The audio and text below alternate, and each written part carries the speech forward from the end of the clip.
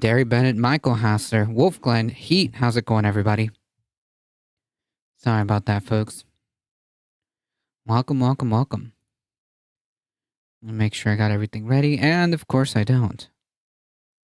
Sorry about that. Give me 1 second.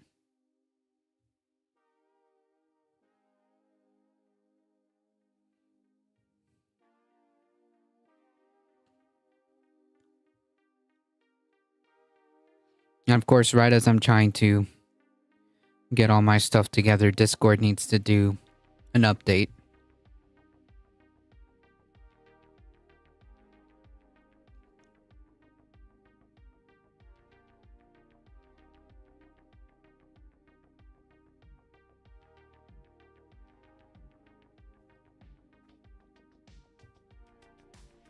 Speaking of which, you should join the Discord, folks.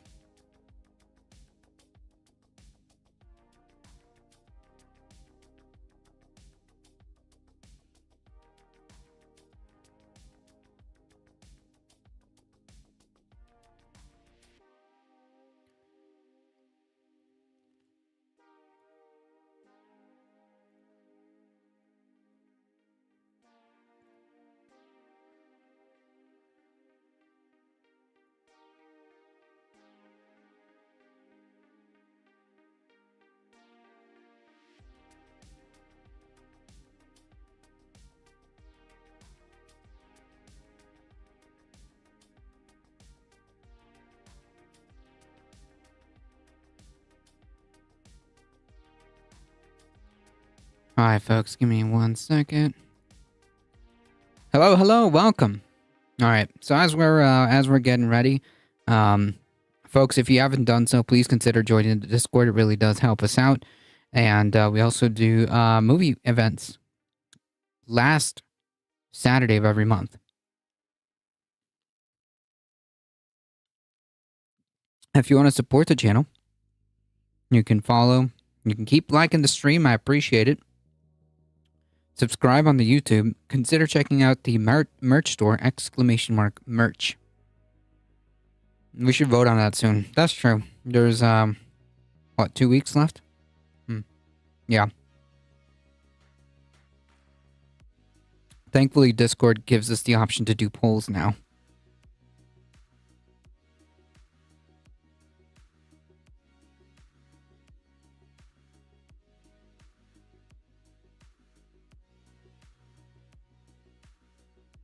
It still doesn't let the mods do the polls, or...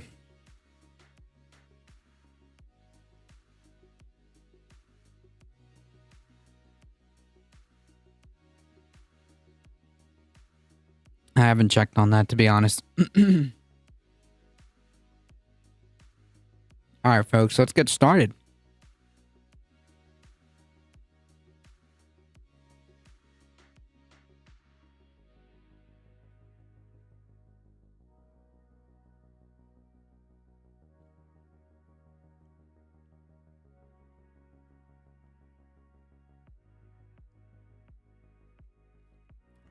I'm officially ready. Let's do it.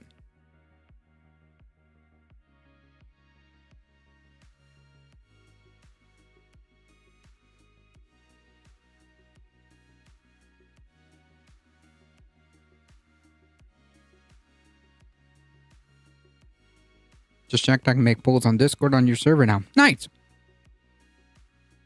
Nice.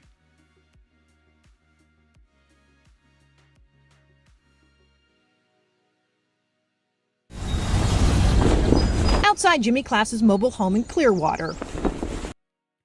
I think we should probably start with this one. This one's pretty freaking funny, okay?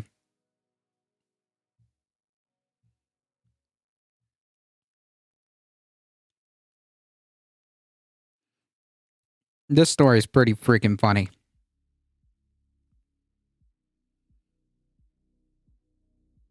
Excellent. Outside Jimmy Class's mobile home in Clearwater. Symbols of American pride hang not just front and center, but on the side of his home, in the back. America is, after all, the only home this 66-year-old has ever known. I moved to the U.S. in 1959. How long have you been here? 64 years. But after more than a half of a century in the U.S., where he's lived, worked, went to school, got married, had kids, paid his taxes, Mr. Class, you will be entitled to retirement benefits. even voted, Class says in 2020, Instead of receiving my first check, he discovered I didn't have any thoughts. he's not a U.S. citizen. I just was like blindsided. Class says it all came to light after he applied for the Social Security benefits he paid into his entire working life. You gotta be kidding me.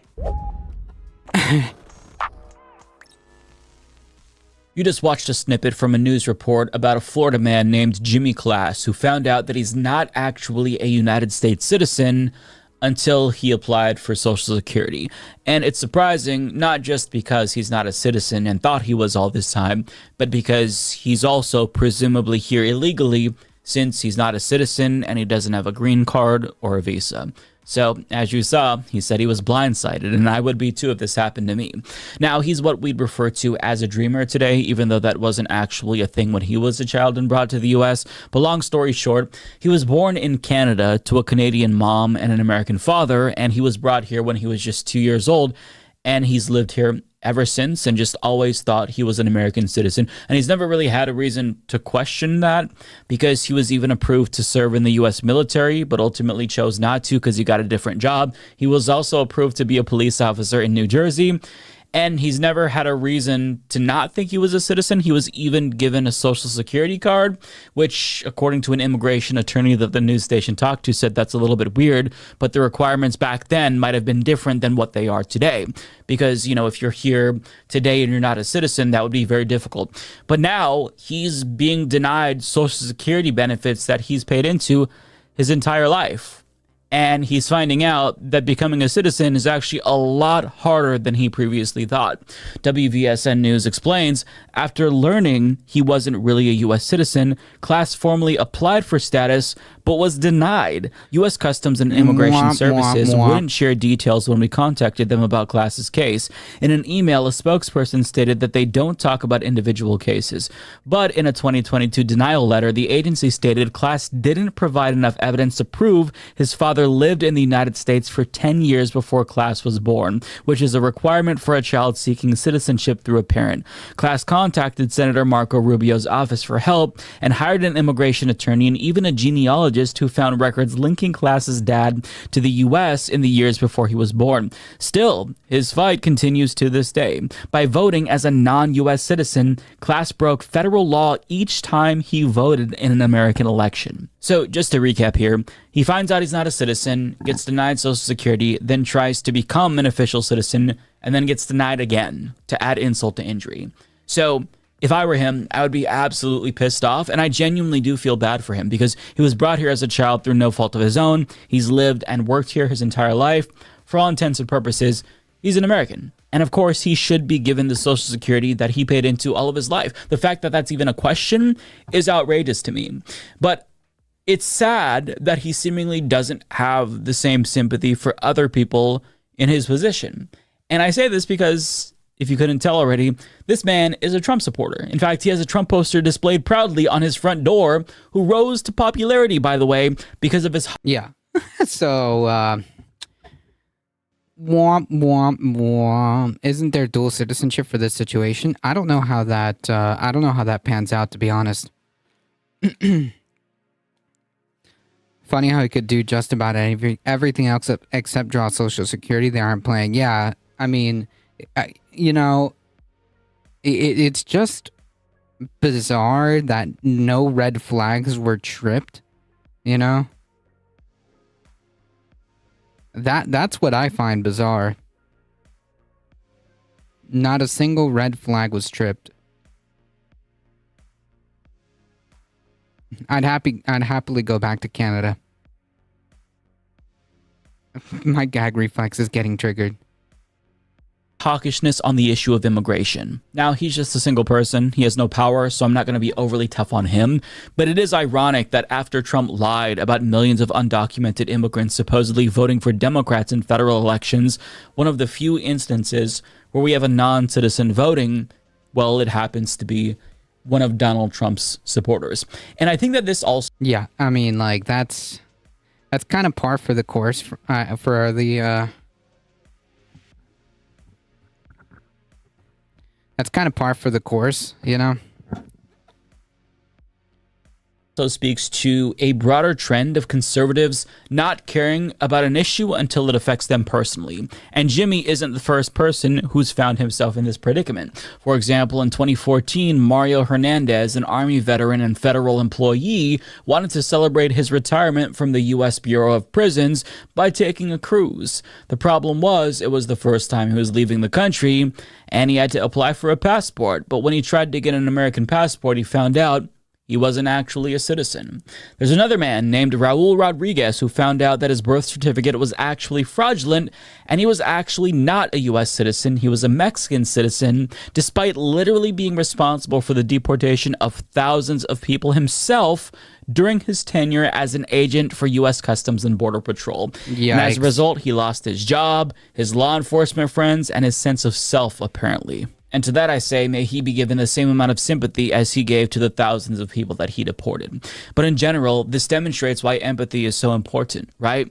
All too often, conservatives don't give a fuck about any issue unless it affects them personally. And when it comes to Jimmy, you know, I am curious to know if he's had a change of heart at all about Trump, or at least has been a little bit more introspective about Donald Trump. I'm assuming no, since he still has the Trump. Yeah, that's like getting water from a stone, you know? Getting a full-on diehard Trump supporter to have, or conservative to be honest, doesn't even have to be a diehard Trump supporter. Getting a conservative to have introspection is like getting water from a stone, right? Because like if they do start to have introspection, then their views would change. Poster on his door.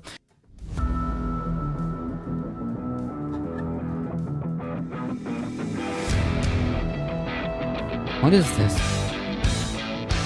But I mean, you're part of the problem. When Trump whines about immigration incessantly, you're also included there.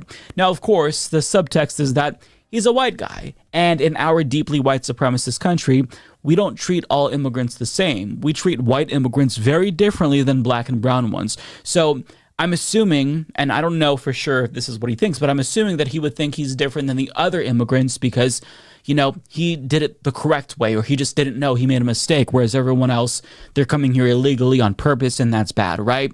But I am curious to know whether or not he's had any change of views. But one thing has certainly changed, at least when it comes to his perception of America.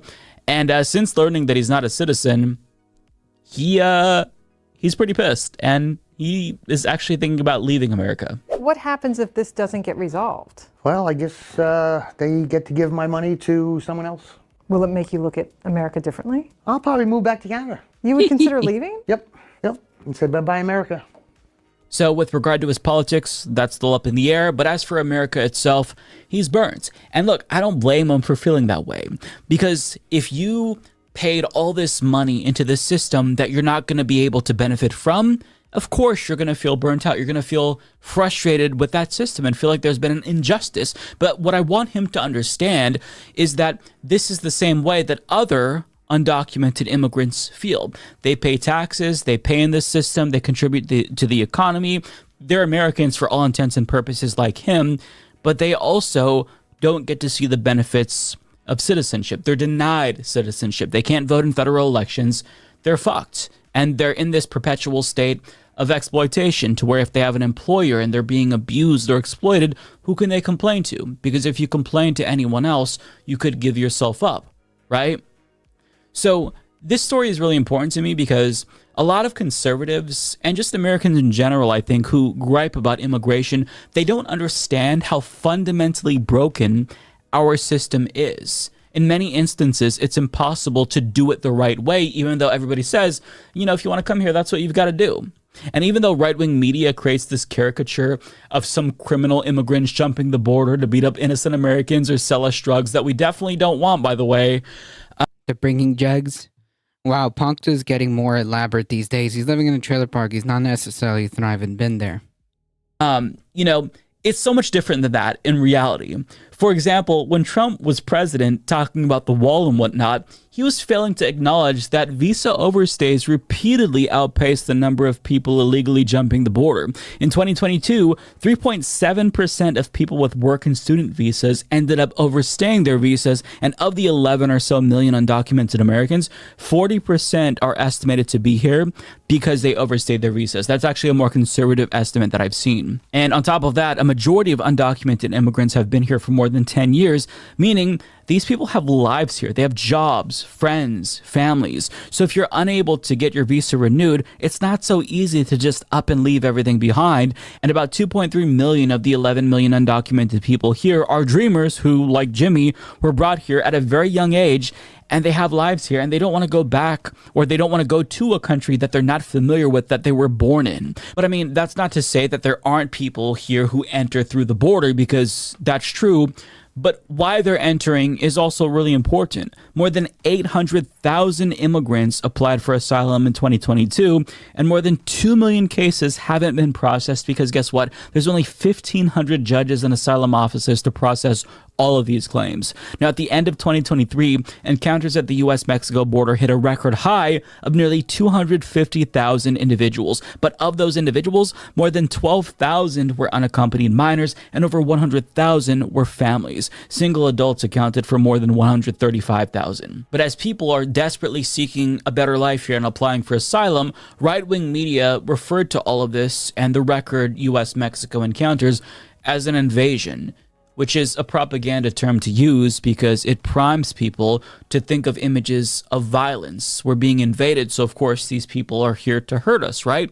Well, no, in actuality, these are people, a lot of kids, by the way, by themselves, just seeking asylum, which is a human right, by the way, protected by both domestic and international law. Now, to the extent that there is a crisis at the border, it's that we have 1,500 people processing all of these asylum claims, which has incapacitated our system. So yeah, there's a crisis, but that can be solved by just giving more people the ability to process asylum claims, get more judges to be able to process asylum claims. So it's a crisis of our own making is what I'm trying to say. But rather than expanding our capabilities or reforming our immigration system so people already here have a pathway to citizenship, we've chosen to just double down on demonizing some immigrants. And I say some because not all immigrants are equal.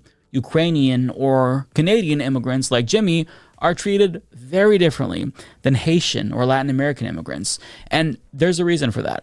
And it's purposeful, by the way. But what a lot of Americans don't realize is that it is almost impossible to do it the right way because our immigration system is completely fucking broken. And I don't think even liberals understand or leftists understand just how bad it is. Take it from my friend Olaimi Olorin, who's an attorney, and she's also a Bahamian immigrant. Now, on a past episode of Leftist Mafia, she gave us just a glimpse into what she's been dealing with as an immigrant herself and how impossible it is to navigate the American immigration system and how costly it is. Listen to what she has to say. Yeah, you have to make sure that you are well versed into how the system works now, not 10 years ago, but how it works now is very different, and you need help. There's no doubt about it. You need help. You definitely need an immigration attorney. Okay. Nobody wants to be in a country as a second-class citizen. Nobody. There is nobody that has the ability to apply to become a citizen or to have a work visa or a green card or these things the lawful way, and they are just choosing not to do it. They are literally not eligible. That is what America's immigration system, not only one, have they created an immigration system that mirrors a criminal system that doesn't need to, because I know it's hard to think about it because that's all you ever see is a world where they detain people and that doesn't make sense. Why are people becoming criminalized based on what should just be This is paperwork. This is immigration stuff. It doesn't have to be a criminal situation, but they make it that, and they make it that for specific populations, because you ain't never seen no bunch of Italians at the border or being in no detention images or blah blah blah, or heard about a large what you don't hear that. You don't hear that, but you hear it. But whenever you see these pictures, they can't wait to show all these pictures of the Haitians being chased on horseback and being whipped, and all kind of Hispanic people in cages and stuff, because that's what it really is about, is keeping these specific populations out. And also, we don't talk about how expensive the immigration system is. The costs associated with immigration applications and all these things are astronomical. You don't get them back. That's one. Two, what happens is, if you apply, let's say you have OPT, or you have a work permit, or you have a green card, and you apply to try to renew it, or you apply for something. Once you apply for the thing, you're not allowed to. Once your thing expires, you can't work, right? You can't work and earn money until this thing gets approved. But you're not allowed to go to your own country, go back to your own country, because they will consider your application abandoned, get rid of it, keep the money, but you can't stay in the country and afford to be here and apply for those things. You see how all these different ways is set up to make it impossible. And then on top of that, just legally navigating. I'm an attorney who has been looking at my immigration situation since I was 14, and it's impossible. The average person, the things that I will miss or make a mistake on or something like this, the average person can't navigate that. They can't afford it. It costs so much money. Just to give you an idea, my company now, in the interest of transparency, so y'all can understand just how inaccessible it is. Been here for 15 years. Y'all see the career I had to make for myself to even make it possible that someone could try to sponsor me to try to get me a green card. The immigration fees are $33,000. When I got denied, and at this point, I had managed to get like a different visa. But once you get denied on that one, you gotta go. You have to go to the embassy. It's a whole thing. So I get there. I'm walking home from Blink Fitness, literally, and I get the email that U.S. has issued a decision. It's a denial, and I have to leave the country. Literally leave the country. The next day you have to leave, because once you get denied, you're on a countdown. And if you stay for a certain amount of time, you're blacklisted for a certain. And then, and just to give you an idea how stressful that is, you have to go, even when you're approved. Like, let's say you apply for a visa and you're approved, you get the approval notice. You still have to go to the embassy and do an interview and basically convince them another time, and they can deny you for whatever reason, whatever person at the thing. And to give you, when I go, so that is the most, I can't tell you how stressful that is. It's 15 years of that.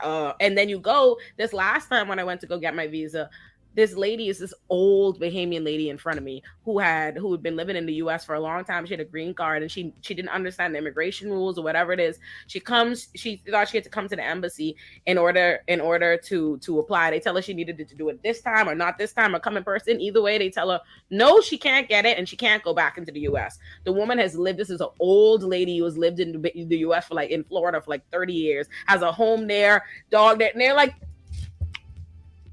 So, whoop. Yep. And that's the shit that you're in there behind this person, getting ready to have a stroke, because that's what it is. And I've experienced so many other friends and so many Bahamians and so many other people that have come to the U.S. for a certain period of time and really struggled to try to be here, to stay. It's an impossible journey. I have 5 sisters. I have 5 siblings, and my sister, I have 3 sisters that are just as intelligent, just as decorated, and all these different things. My sister Dawn, who is my doctor. Yeah, I'm still stuck at the $33,000. That is absurd. Why am I trying to ban the truth? True. What's the angle here, bro? Hey, over under how long you're gonna last in this chat? Huh? Over under how long you're gonna actually last in this chat. First of all, I can ban whoever I want, just to be clear. Just to be clear, this is my channel. But yeah, do you want to place a bet on how long you're going to actually last here? Doctor equivalent couldn't go to U.S. med school because it's impossible, because the standards for international students, like that, on average, they will only let 3 to 7 international students into a class, because what's the point if they're not going to be able to get in? Read and rap, welcome. Well, no one here likes Joe Biden, bro. We're leftists, not liberals. True. Why are you fishing? 33K is because we don't want poor people. Exactly. employed after. No one wants to employ them because no one wants to take on the sponsorship of them. So it makes it that much harder to even get into the schools. And for me to be able to get a job, for me to make myself competitive, the fact that I'm still in America, I worked 6 legal jobs in law school. When the average law student, you could only work 1. That's how stressful those are, but you'll make a lot of money. So I had to work a job. I worked 6 like demanding law jobs that would pay you, but I can't accept the pay because it'll violate the terms of my visa. So I'm broke. I'm working to death just to make myself far more competitive than everybody else so that I could still be sitting here talking to you all today. So in conclusion, our immigration system is arbitrary. There's no clear and concise standards. It's overtly racist, and it's fundamentally broken overall. And the only reason why Ole is in a position to now apply for a green card is because she became a public figure. Do you think that that's something that most immigrants will be able to achieve? No. Of course not. Mood takes the guesswork out of cannabis and was founded by these great guys. Hi, I'm David. And I'm Jake. The difference. So a large number of undocumented immigrants, that's the result of our system. It's not their fault. That's our fault. That's the fault of our system. Because when you make getting a green card nearly impossible and provide no pathway to citizenship to people who've been here since they were children, what do you expect? So obviously we need immigration reform so people can do things the right way. But when it comes to people who weren't able to do it the right way, well, what do we do about them? We grant them amnesty. That's what we do. We let them stay and we give them a clear path to citizenship. Yeah, Because like especially like people here who have literally made entire lives, who have been here, who have family. I mean, like, it just seems so unnecessary and inhumane. I'm not trying to get banned. I'm with y'all, to be honest. I'm just tired of paying tired of paying 34% more for eggs. I agree with most of you saying. Yeah, but you're acting like as if Joe Biden has like a switch of inflation when what you're actually complaining about is corporations. What you're actually complaining about is capitalism. The right thing to do. They're Americans. They've made lives here. They have friends here. They have jobs here. They contribute to the economy. They pay taxes. They should be citizens. Now, if you think that that's outrageous, then I'm just some psychotic far left crazy person. Let me remind you that Ronald Reagan, no lefty by the way, granted amnesty to millions of undocumented immigrants back in 1986. And I don't think it's debatable whether or not he's some far left lunatic in favor of. Yeah, Ronald Reagan, wokest president of the modern times. Of open borders. And I think that people especially have a right to seek out a better life here, especially if our policies destabilized or destroyed their home countries. I think we owe it to them to offer them a better life here. But I mean, when you see even the prospect of admitting people from Gaza here, Americans throw a temper tantrum. But there's not much complaints about Ukrainian immigrants or immigrants from the UK or Australia. There's a reason for that. But much like Jimmy Class, undocumented immigrants, the ones that are already here, they contribute to our society. They pay into the economy, they pay taxes, and they become Americans for all intents and purposes, just like him. So perhaps we should all try to be a little bit more understanding towards immigrants and not just, change our perceptions once something affects us individually. Because at the end of the day, we're all just human beings just trying to live our lives. And I think we all are entitled to be able to do that. Jimmy should be able to stay here, as should the millions of people who have already made lives here as well. I agree. The price of eggs is due to corporations being greedy and attempting to recoup their profits from COVID, and corporations paying legislatures to keep it that way. Yeah, it's just greedflation, whatever you want to call it. Yeah, exactly. There's no valid inflation. There's corporations raising prices because they can.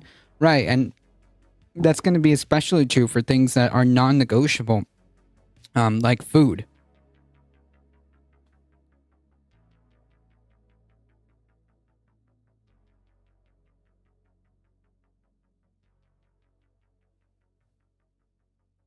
It turns out that you need food to live. I know.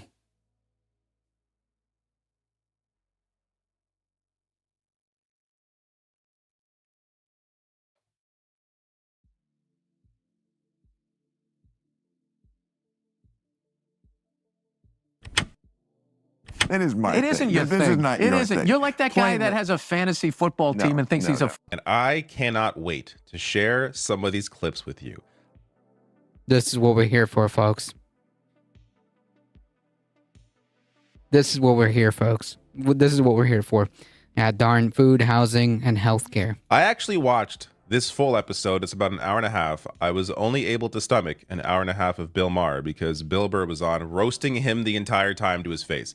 So this is a portion of the conversation where they're going to get to a discussion around the campus protests. And I think it's important, you know, you've seen my coverage, maybe you haven't, of what's been going on and all the bullshit propaganda around trying to demonize these protests.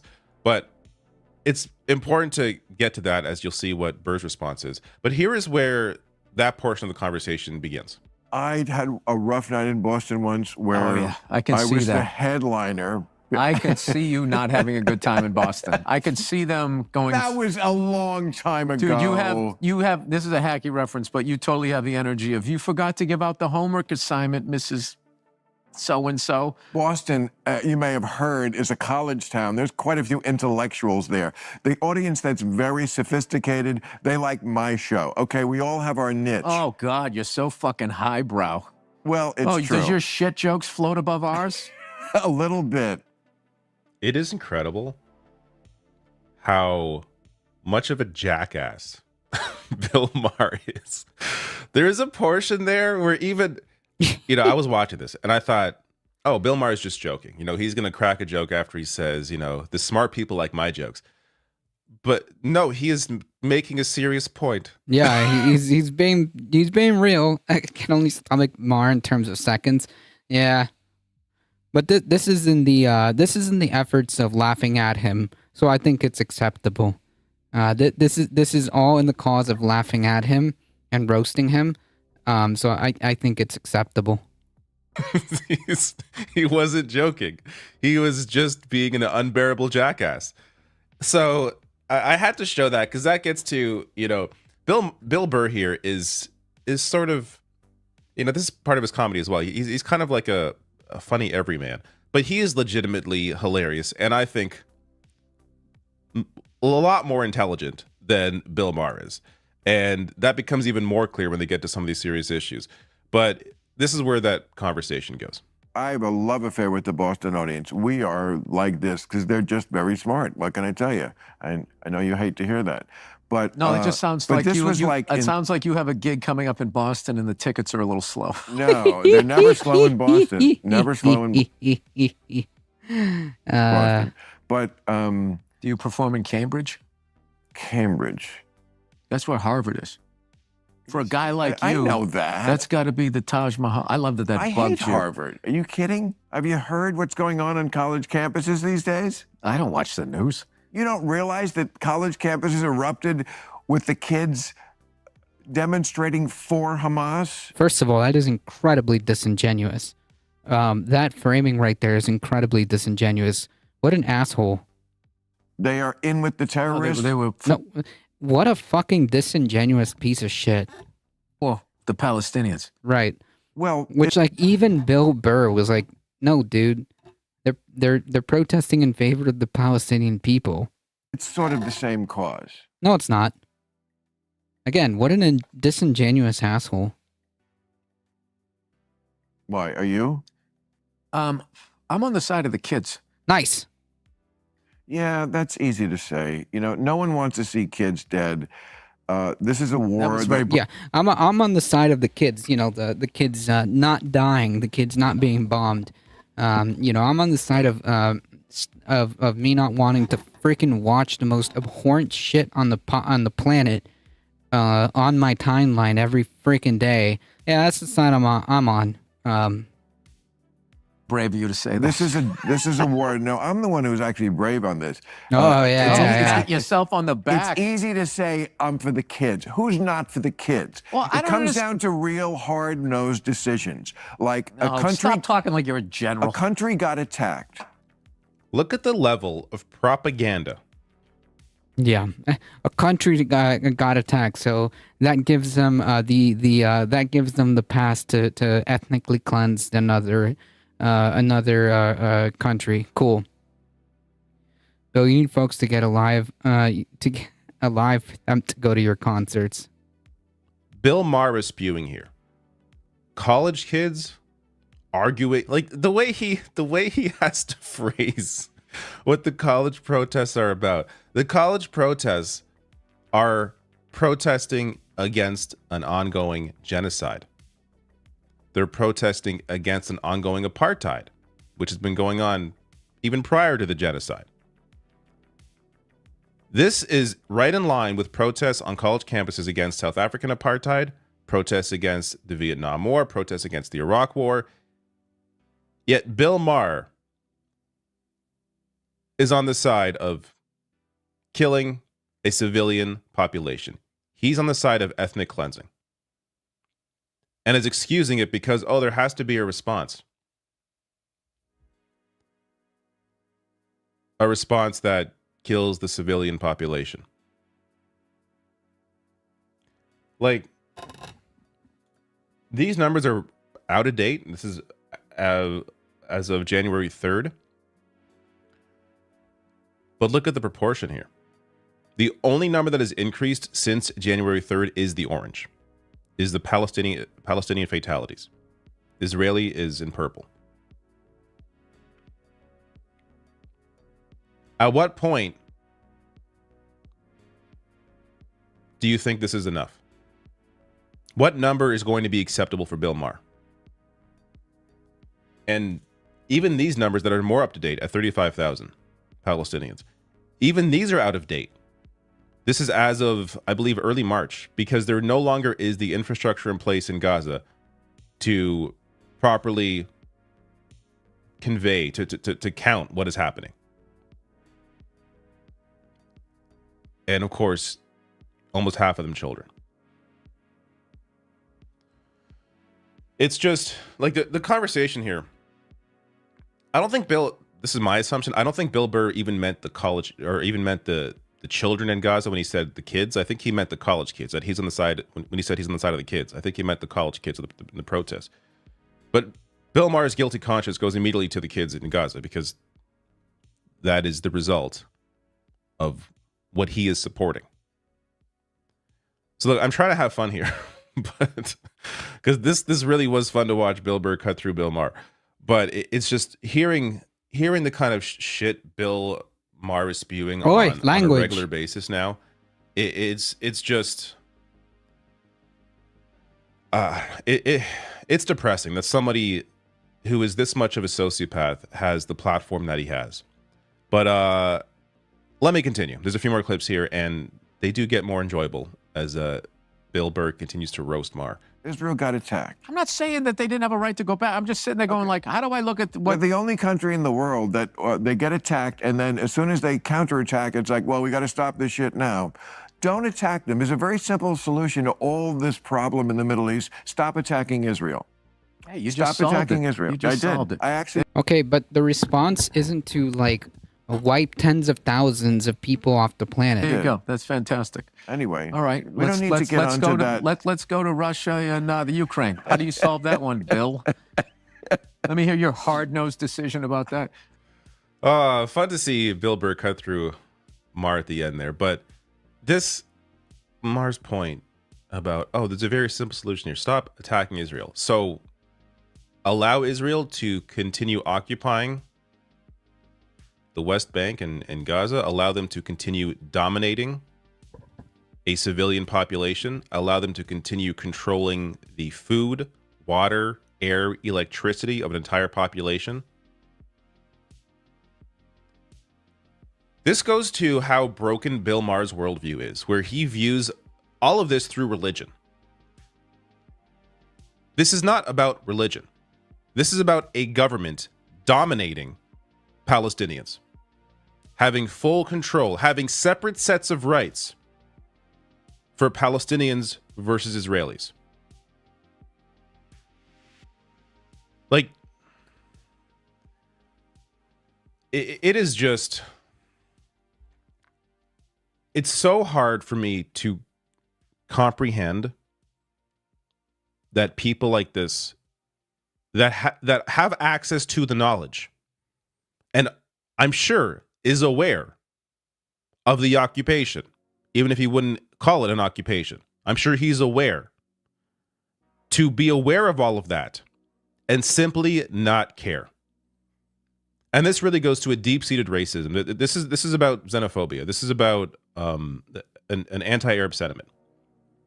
Because there is no other possible explanation for why you would not care about 30,000 civilian deaths. Let me go on. I promise this will get more fun. But it's so depressing to hear Bill Maher's absolute trash. Is your concealed carry firearm rattling around in your vehicle's center console? Are you tired of having to stash it in the bedside drawer at night? Like you just solved the Middle East.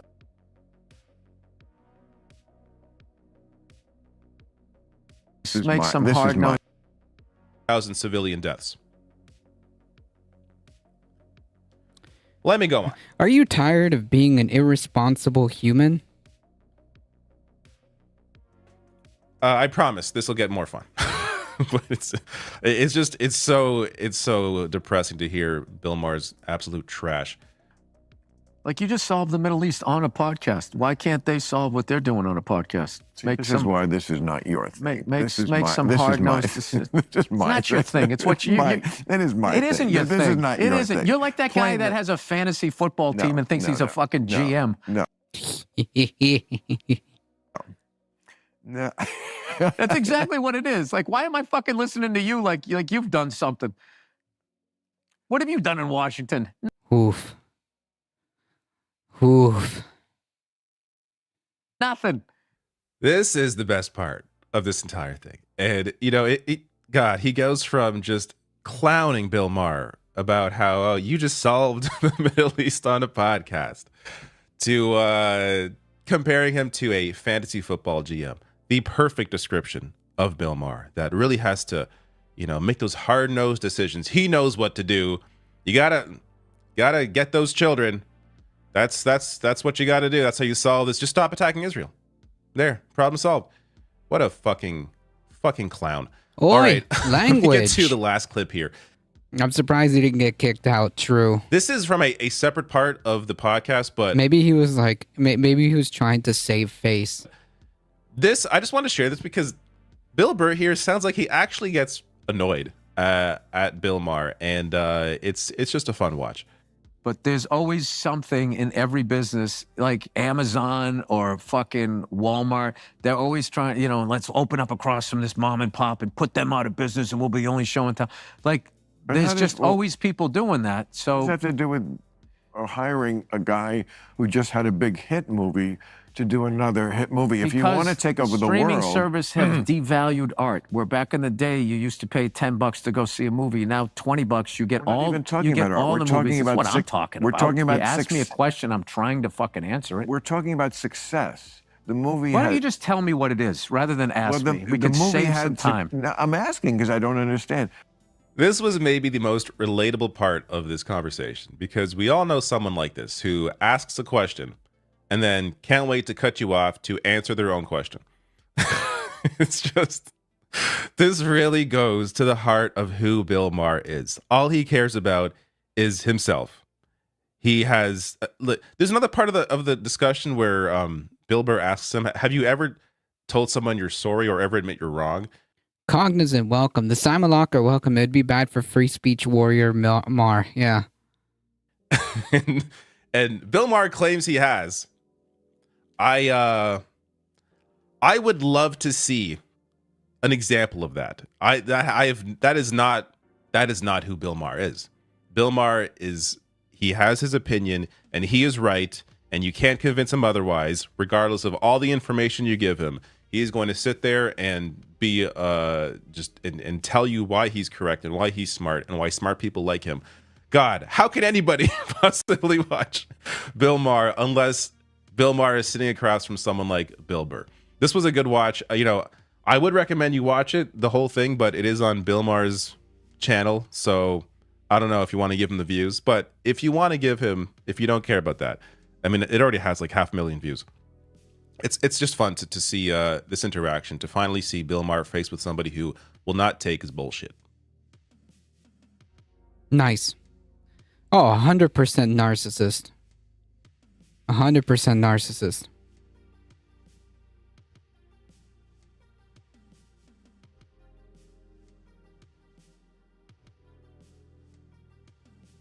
What is this person even on about? What does this even mean? We wouldn't have to deal with the next 4 years of genocide if we didn't have to vote against From the River to the Sea of Biden, which is an anti-Semite genocide quote. This makes no sense. Hopefully they make sense next time. This makes zero sense. Anyways.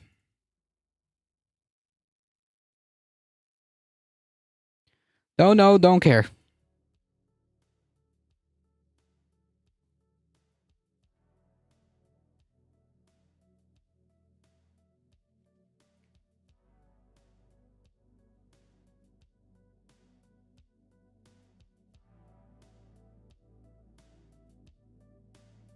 I didn't have high hopes.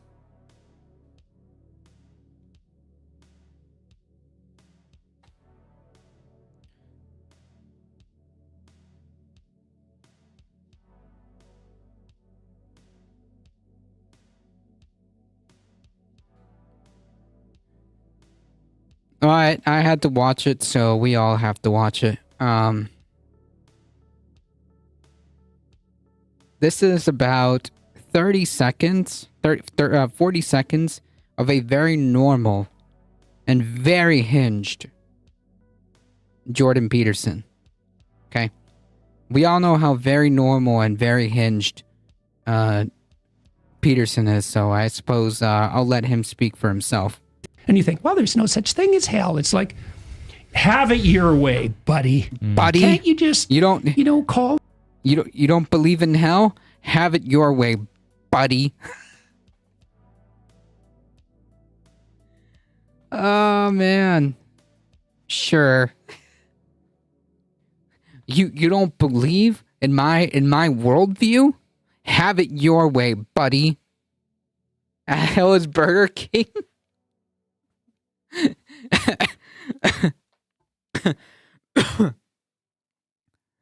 He sounds like a Muppet come to life. Well, have it your way, buddy.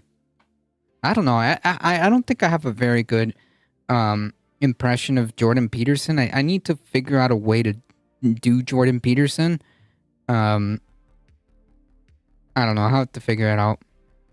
And you think, well, there's no such thing as hell. It's like, have it your way, buddy. Have it your way, Can't buddy. You just, call the poor victims what they want. It's a byproduct of neural activity. Yeah, watch a lot of Kermit. Oh, man. It's, well, why isn't your solar plexus conscious then? You can't have a wood-burning fireplace. It's like... So nobody's... These bloody nature worshippers. Oh, my... Yeah, these bloody people who want a habitable planet, It's absurd. What an absurd concept, right? What an absurd concept to realize what's happening, and want a stable, healthy ecosystem so that we may be able to, live. Gremlo has a good impression. I'll need to watch it. It sounds like basic. It sounds like basic people on the internet. Watch a lot of Kermit.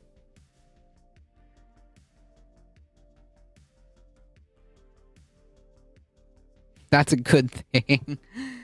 I need to work on that. Everything's coming to an end. We have to act like there's an emergency. We have to lock everything down. There is an emergency. It's not about locking down. I don't know. He's just making stuff up in his head. But it is about addressing the climate crisis. That's very real, despite what Jordan Peterson believes. It doesn't change the facts. It doesn't change reality. Facts don't care about his feelings, as it were. And we do have to do something, and that's reduce our carbon emissions. Period. Full stop.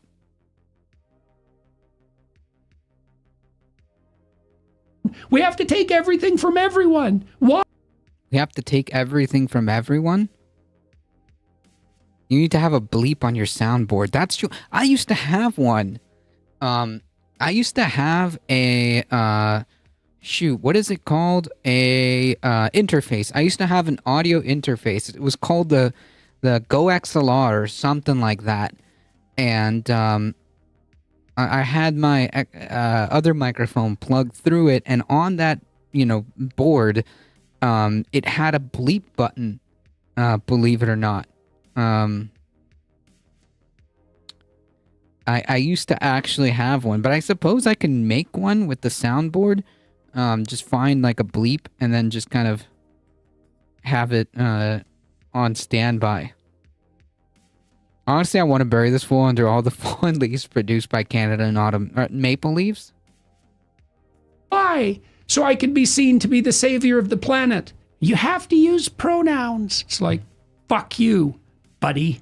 Buddy. I don't want to be a decent, respectable human being, buddy.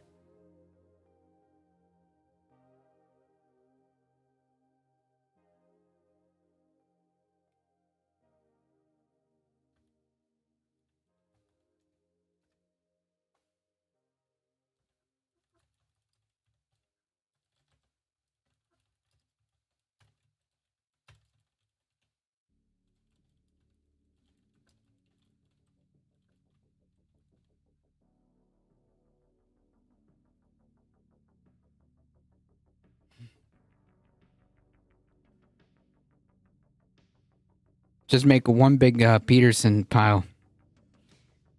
Jane Doe, welcome. I can't believe anyone takes this guy seriously. Unfortunately, some people do. But yeah.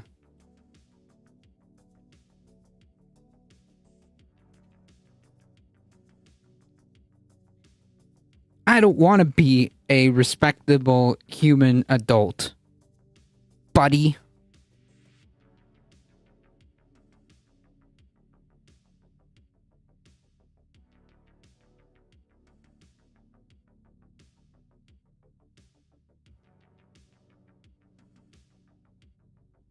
I think Jordan Peterson's problem with pronouns is that in Canada they are trying to enforce speech laws around it. Anyways, hell yeah, which he lied about, by the way. So it's kind of a moot point.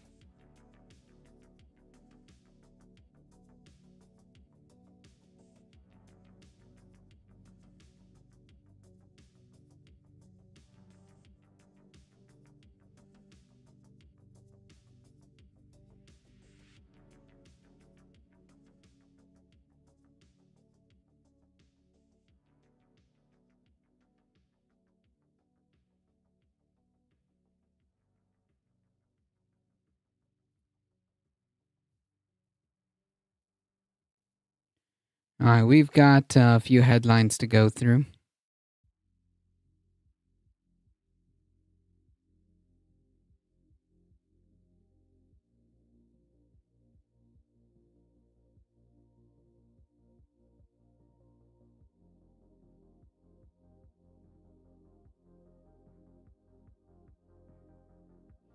We're trying to encourage a renaissance of some effing courtesy.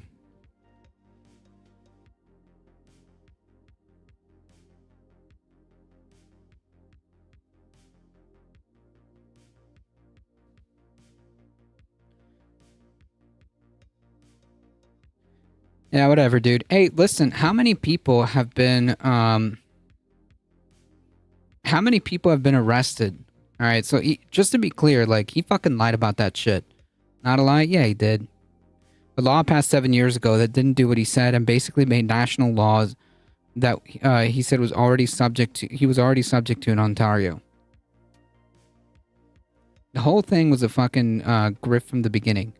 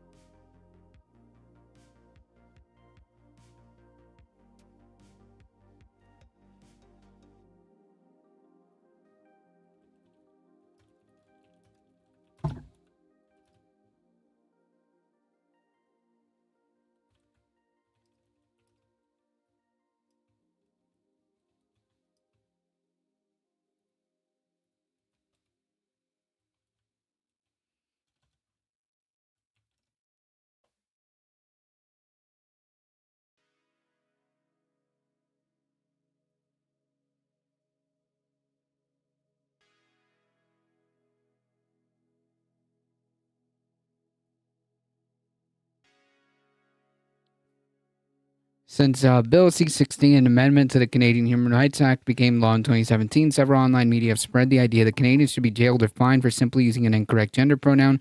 While the aim of the law was to add gender identity and gender expression to the list of illegal grounds for discrimination, which is like, dude, that's pretty much like everywhere, even here. Bill C-16 cannot force anyone to use a specific pronoun. No Canadian has ever been jailed or fined for using the wrong gender pronoun. Right, which was the whole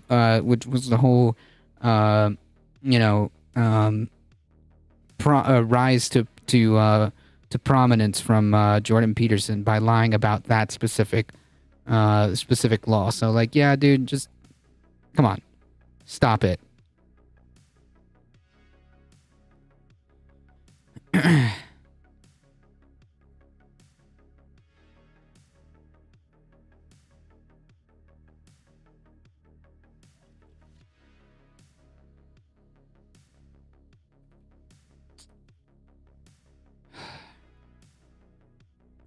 One second, folks.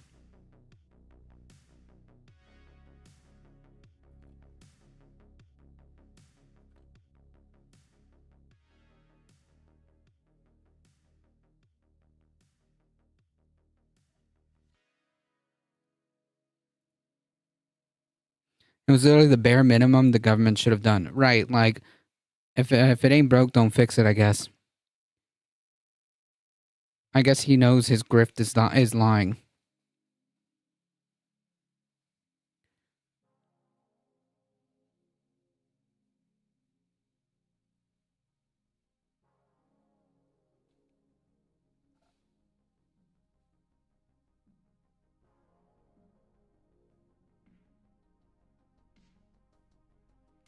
Earlier today, Speaker Mike Johnson came out and addressed the press about the Donald Trump trial. Obviously, it's a bill, not a law. The problem is trying to make it law so people can be... Okay, so now we're shifting. We're shifting, bro. Come on. Whatever. It's just fear-mongering over nothing. It's a big nothing burger, okay? And he did lie about it.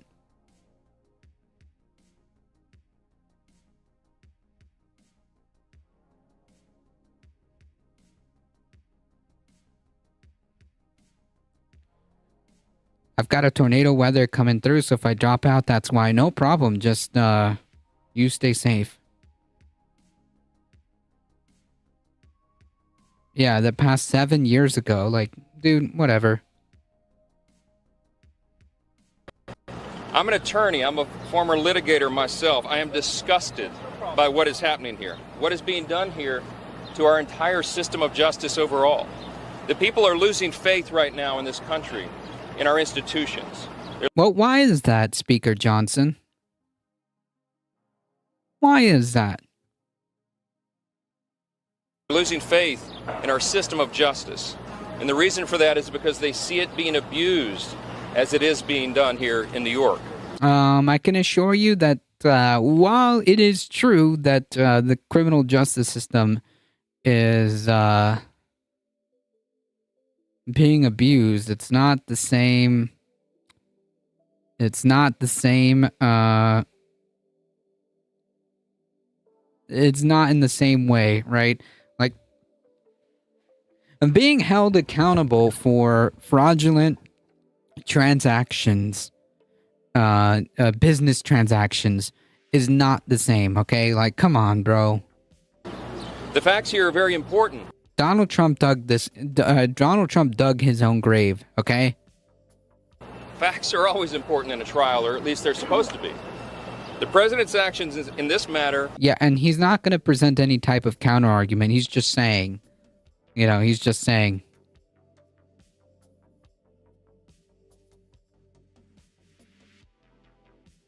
Were previously reviewed, and no charges were filed. Why is that? Because there's no crime here. Now, 8 years later... That's not true. The thing that's being currently... If there's no crime here, how could there be a trial? Does that make sense? There are obvious statutes that are being contended whether or not Donald Trump allegedly broke these statutes, right? He's not just sitting in a courtroom for no freaking reason. And it has to do with the transactions that that he allegedly did to silence, or I guess bury stories that were unflattering to him during his 2016 run for president. And whether or not those business, that money manipulation was legal or not, whether it came from proper channels or not, right? The campaign funds were used or not. If that's what's being argued here.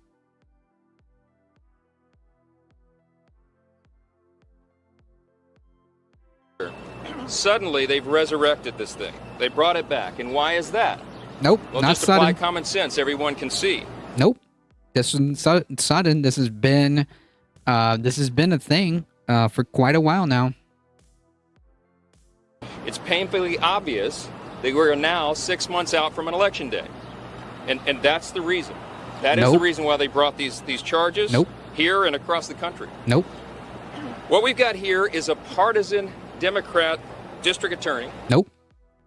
We have a Biden donor judge, and we have an assistant DA who was recently a top official. Hey, I have a question. I have a question. You want to talk about like conflict of interest or politically motivated? Hey, how are we going to square how are we going to square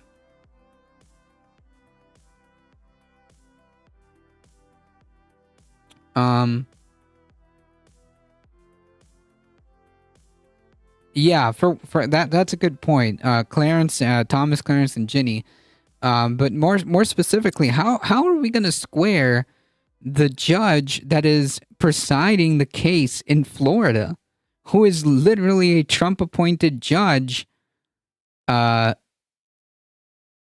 the bench of of his own case?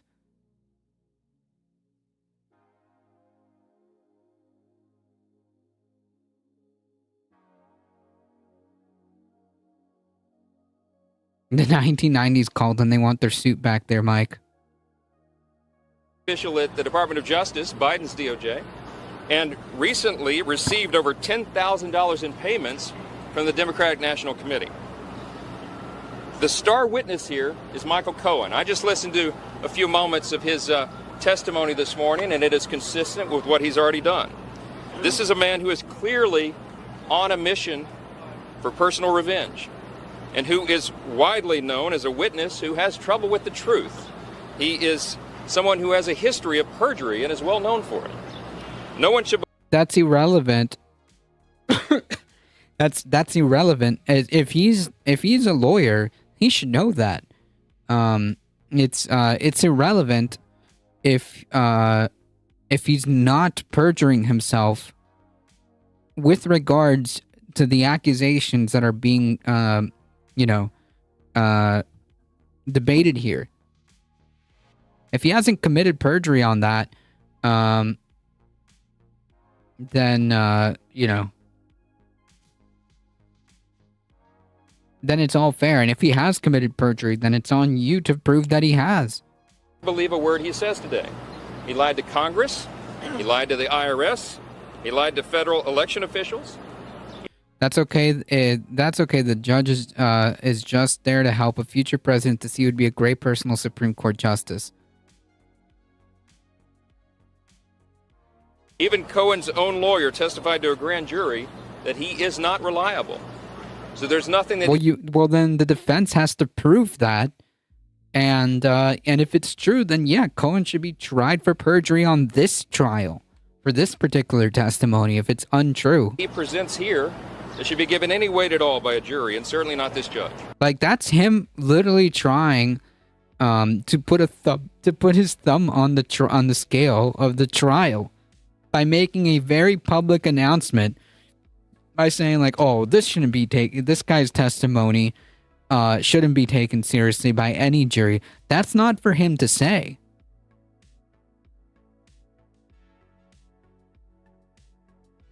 That's not for him to say.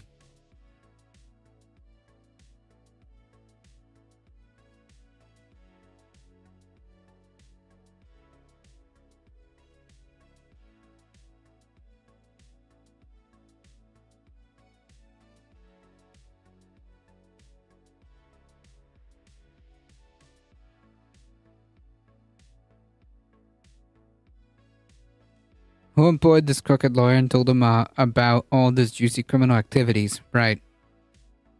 I can't believe how hydrophobic that suit looks.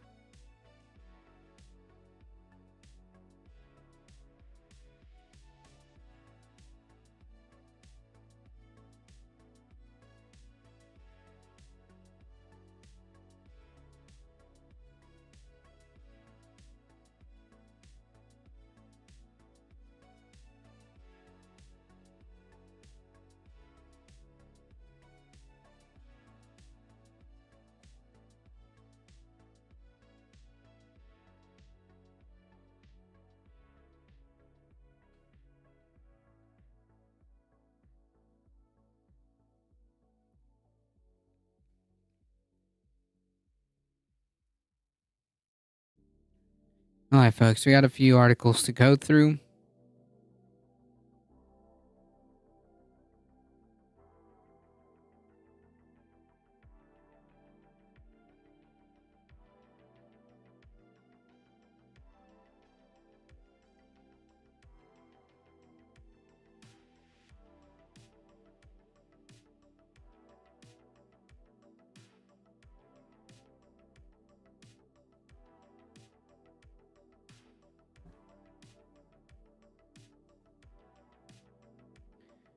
Army officer resigns in protest of unqualified U.S. support to Israel. An Army officer assigned to Defense Intelligence Agency has resigned in protest over the U.S.'s support for Israel, which he said has enabled and empowered the killing of Palestinian civilians. The officer, Major Harrison Mann, announced his resignation and explained his reasons for leaving the service in a post on social media LinkedIn. On Monday, according to his biography on the site, he has specialized in the Middle East and Africa for about half of his 13-year career and previously served at the U.S. Embassy in Tunis. The policy that has never been far from my mind for the past 6 months is nearly unqualified support for the government of Israel, which has enabled and empowered the killing and starvation of tens of thousands of innocent Palestinians, said Major Mann in his post, which noted that he emailed his comments to coworkers on April 16th. This unconditional support also encourages reckless escalation that risks wider war. Reached by phone on Monday, Major Mann confirmed that he was the author of the post, but declined to comment further, referring questions to the DIA's Office for Corporate Communications. It is unclear whether other military officers have resigned in protest of U.S. foreign policy since the deadly Hamas-led attacks in Israel in October ignited the war. But the resignation of an active duty officer in protest of U.S. foreign policy is most likely uncommon, especially one in which the officer makes the public reason for doing so. A spokeswoman for the Army was not immediately able to confirm whether other officers had resigned for similar reasons since the ethnic cleansing has begun. As the death toll in Gaza has risen, the Biden administration has faced waves of internal dissent for supporting Israel in the ethnic cleansing. In October, Josh Paul, a State Department official in the bureau that oversees arms transfer, resigned in protest of the administration's decision to continue sending weapons to Israel. Major Mann said that he had planned to leave the Army at some point, but that Gaza war led him to submit his resignation in November and leave his assignment at the DIA early. Lieutenant Colonel Ruth Castro, an Army spokeswoman, said his request was approved on January 8th and would become effective June 3rd. According to his LinkedIn profile, Major Mann became an infantry officer after receiving his commission in 2011 and studied at the Army's John F. Kennedy Special Warfare Center in North Carolina and qualified as a civil affairs officer in 2016. About 3 years later, his biography states he became a foreign area officer specializing in the Middle East. Regional specialists are often posted at American embassies and may serve as defensive attaches who act as high-level liaisons between the Pentagon and the host nation's military. Attachés also are trained to evaluate requests for weapons and training from foreign powers and make recommendations to State Department officials as to whether providing such aid is necessary and in line with federal law and protecting human rights. So, like, this is the dude who would be, I think, very qualified to know a lot about what's happening firsthand. And the fact that, like, he knows and resigned over the U.S. government's decision to continue to send weapons that are being used to kill civilians, I think kind of illustrates, this the nature of the situation here.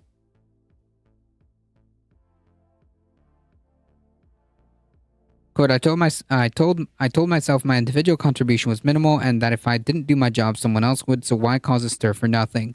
My work here, however administrative or marginal it appeared, has unquestionably contributed to that support. The past months have presented us with the most horrific and heartbreaking images imaginable, sometimes playing on the news in our own spaces, and I have been unable to ignore the connection between those images and my duties here. This caused me incredible shame and guilt. At some point, whatever the justification, you're either advancing a policy that enables the mass starvation of children or you're not.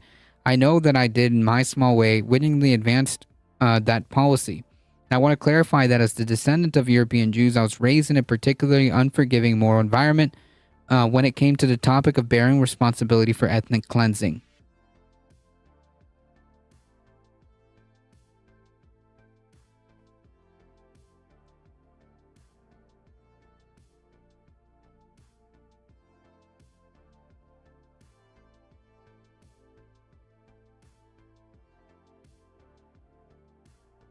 A very honorable choice indeed.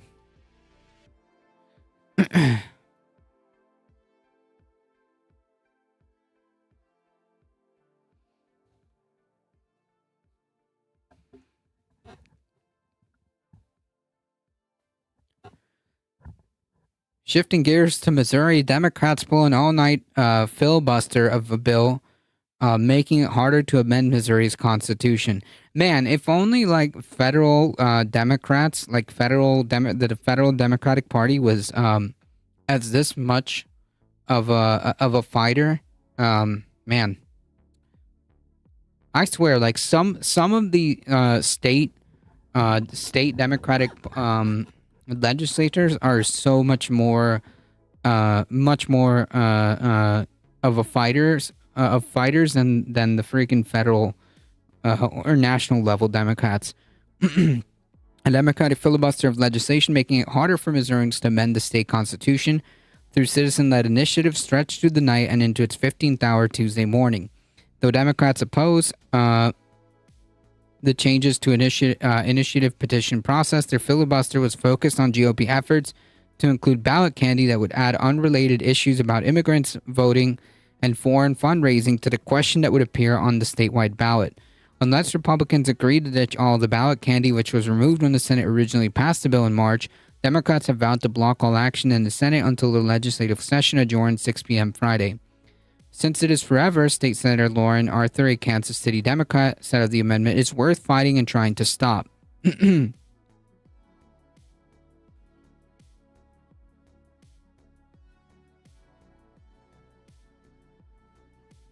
Republicans showed no sign of backing down on the ballot candy, raising the odds that the Senate will be unable to pass anything else before adjourning.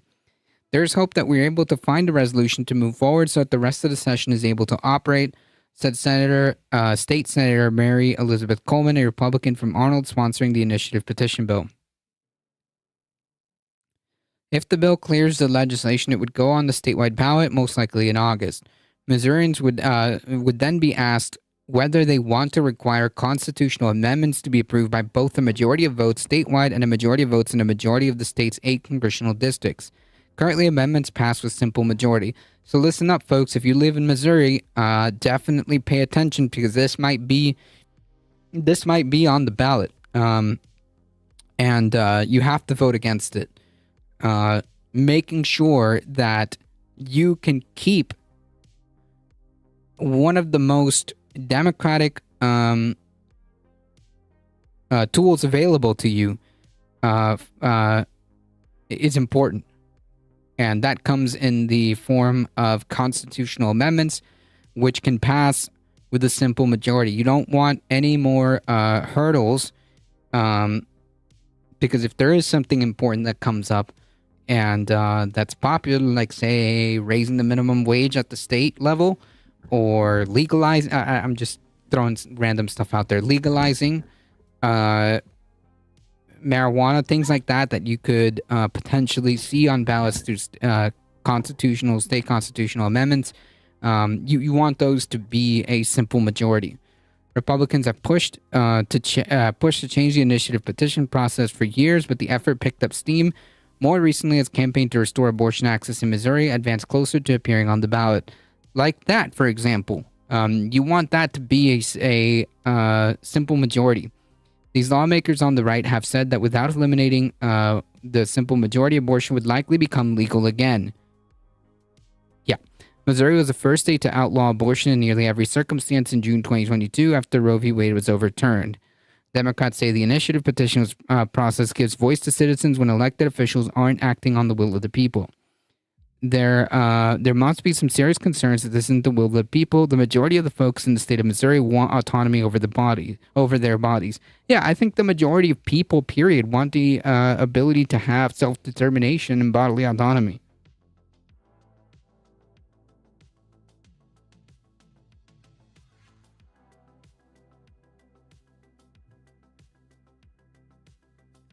Said State Senator Steve Roberts, a St. Louis Democrat.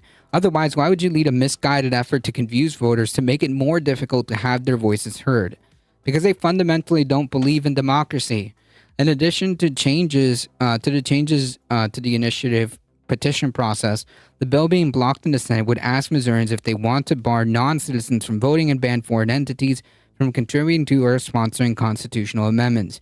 Non-citizens have been barred from voting in Missouri since 1924, and federal law already bans foreign entities from getting involved.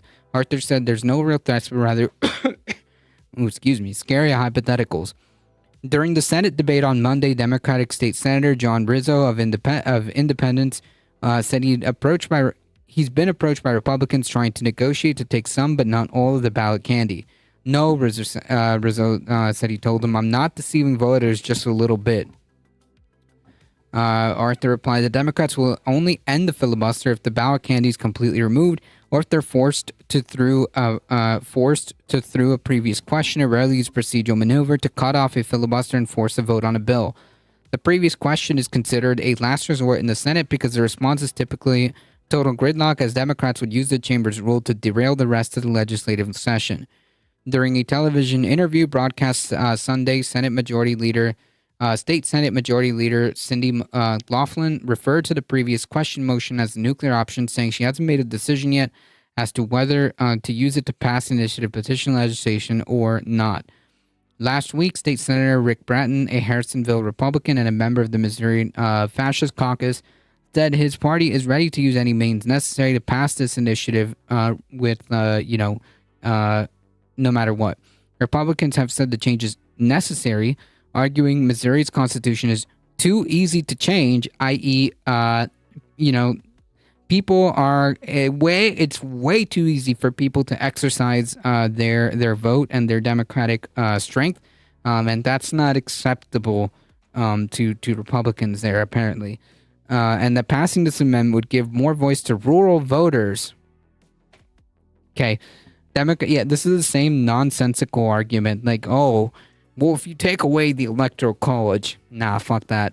Democrats say the bill is an attack on the concept of one person, one vote. It is. That's another way of putting it, is that it's an attack on democratic means.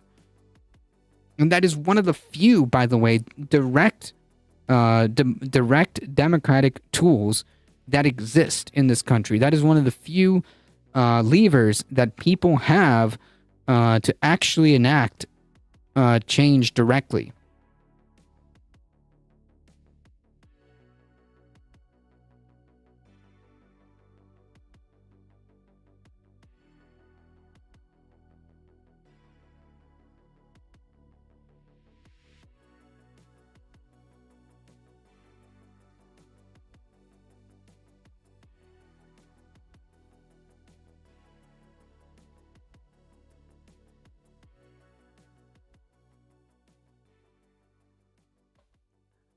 Senate Democrats on Monday continued to argue that such a constitutional change would make it virtually impossible for citizen-led ballot measures to ever be successful. A February analysis by The Independent found that under the current majority standard being proposed by Republicans, as few as 23% of voters could defeat a ballot measure. That's wild. This was done by looking at the majority in the 4 districts with the fewest numbers of voters in 2020 and 2022. State Senators Tracy McGreery, a Olivet Democrat, cited this story on Monday afternoon, saying that this outcome should raise alarms. Quote, "It will make politicians even more powerful. It takes the power away from people and puts way more power into the hands of politicians." At about 4 a.m., Rizzo took the floor again for his second filibuster shift this week. Quote, "I don't see the end in sight anytime soon. Unfortunately, we have to be here in the last week of session as bills are dying minute by minute, and lobbyists are probably running around somewhere in a few hours screaming and yelling about why their bills are dying. But because they can't live without ballot candy."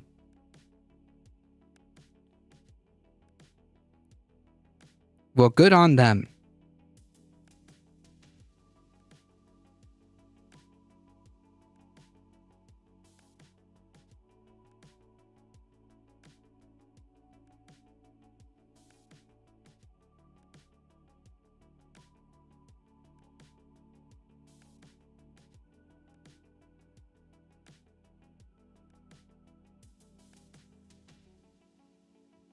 DOJ democracy and those who protect it under attack like never before. The Department of Justice officials said today, unprecedented threats against election workers are being supercharged by advanced technologies, including AI.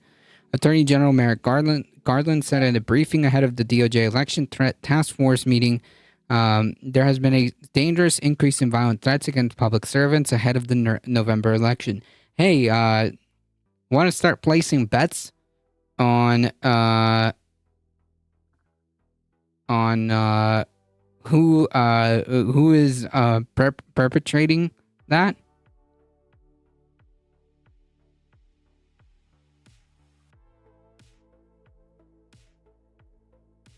Because I've got a guess or two. I've got a guess or two.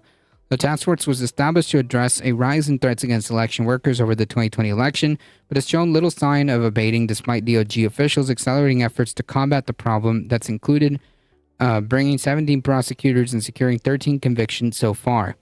Deputy Attorney General Lisa Monaco noted on Tuesday's briefing that the U.S. democratic process and public servants who protect it have been under attack like never before over the past several years, as threats evolve and spread, and the use of that's such a mouthful, but technology that makes you more anonymous has been of growing concern, with AI being the most disruptive. Anonymizing, and okay, I'm not even going to try. Listen, A for effort, okay? A for effort. In a particularly disturbing trend, those threatening election workers have been using such technology to mask their identities and to communicate their threats, said Monaco, who oversees DOJ response to AI. She noted that such technology, anonymizing. Oh, yeah, that's probably easier. Yeah. Anonymizing.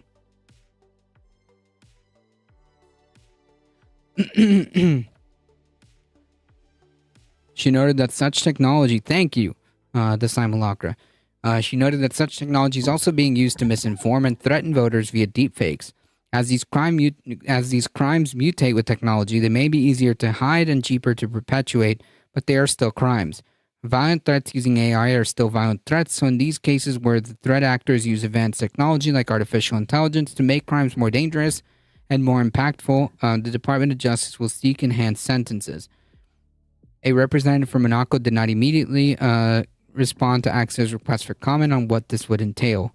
Amy Cohen, the executive director of National Associates of State Election Directors, told CNN on Monday that election offices across the country are dealing with threats and harassment for doing their job, and in many places, this behavior has been literally nonstop since mid-2020.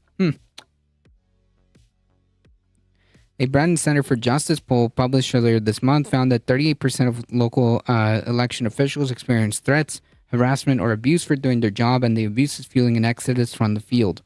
Yeah, no doubt. I don't doubt it. More than 1/3 of local election officials know at least one person who resigned, and at least in part due to safety concerns, up from 2020, up for 22% in 2023, according to the survey. Yeah, that's cool.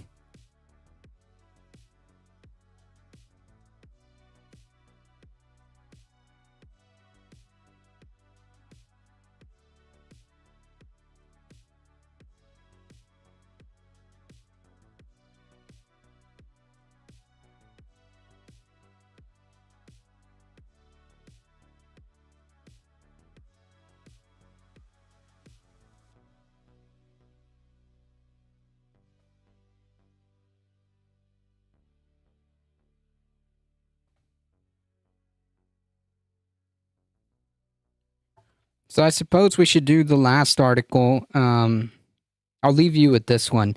Prosecutors ask judge to order Steve Bannon to report to prison. Federal prosecutors in Washington, D.C. on Tuesday today filed a motion requesting that U.S. District Judge Carl Nichols order former Trump advisor Steve Bannon to begin serving his 4-month prison sentence after an appeals court last week upheld his conviction on contempt of Congress charges. In a motion filed Tuesday, prosecutors said there's no legal basis for the judge to continue the stay on Bannon's sentence after the U.S. Circuit Court of Appeals for the District of Columbia rejected Bannon's appeal on all grounds. Why are they even having to ask? I don't know. I don't know. Consequently, maybe it's a MAGA judge or something. I don't know. Because like, not only did he get convicted, but he lost his appeals on all grounds. There's literally no reason. Consequently, there's no longer a substantial question of law that is likely to result in a reversal or an order for a new trial. Said the prosecutors, under these circumstances, the court shall order defendant to be detained, so the stay of sentence must be lifted.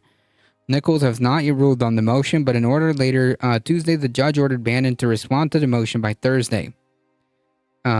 The office of David Schoen, Bannon's attorney, did not immediately respond to a request for comment. Carpet Packs, welcome. Bannon is a white wizard. Yeah, something like that. Bannon was sentenced to 4 years, I wish. 4 months in prison and fined $6,500 in October of 2022 after he was found guilty on 2 counts of contempt of Congress for defying a subpoena for the House January 6th committee to provide documents and testimony. The judge, however, postponed the sentence pending Bannon's appeal. A 3-judge panel of the U.S. Circuit Court of Appeals in the District of Columbia last week upheld Bannon's conviction. In a statement last week following the appeals court ruling, Freudian slip, Schoen said he plans to ask the full D.C. court to hear his client's case. That is the next step. Yeah. Well, the next step, hopefully, is that we'll be hearing Bannon is going to start serving his prison time.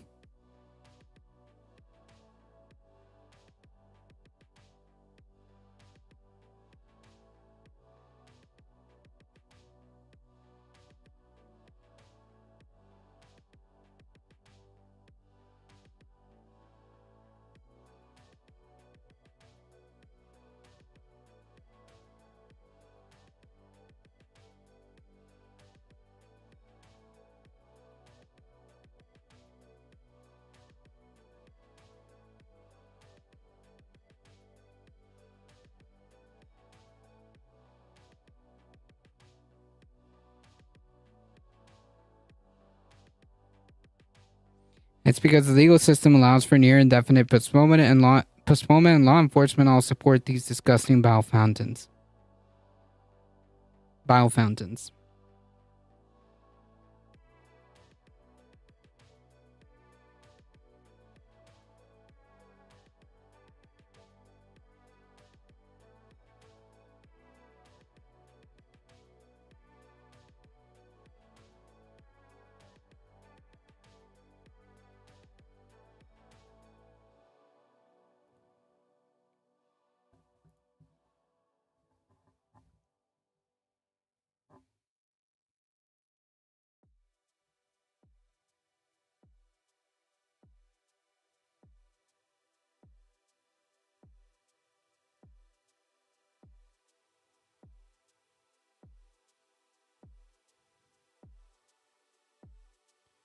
All right, folks. It is time.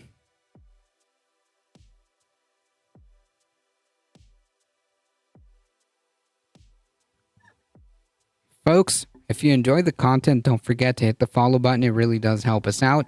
If you want to join the Discord, feel free to do so. There's wonderful folks in the Discord, and we do monthly movie nights last Saturday of every month. Folks, don't forget, if you're on the YouTube, keep liking the stream. It really does help. Keep liking the stream. Subscribe to the YouTube. Keep doing that. If you want to continue to support the channel, there are many different ways. Consider checking out the merch store by typing !merch. And again, join the Discord. Thank you, Heat. Thank you, Michael Hassler, for modding the chat. A few shout outs. Thank you, Carpet Packs. Please consider going to twitch.tv/Carpet Packs, and Jane Doe in the chat, twitch.tv/Jane Doe. I appreciate all of you guys hanging out in the chat. As always, folks, please stay safe. Please take care of each other. I love you all, and I hope to see you guys in the next one tomorrow, 5 p.m. Eastern Time. There's wonderful folks there on Discord, and also I'm there too. See ya.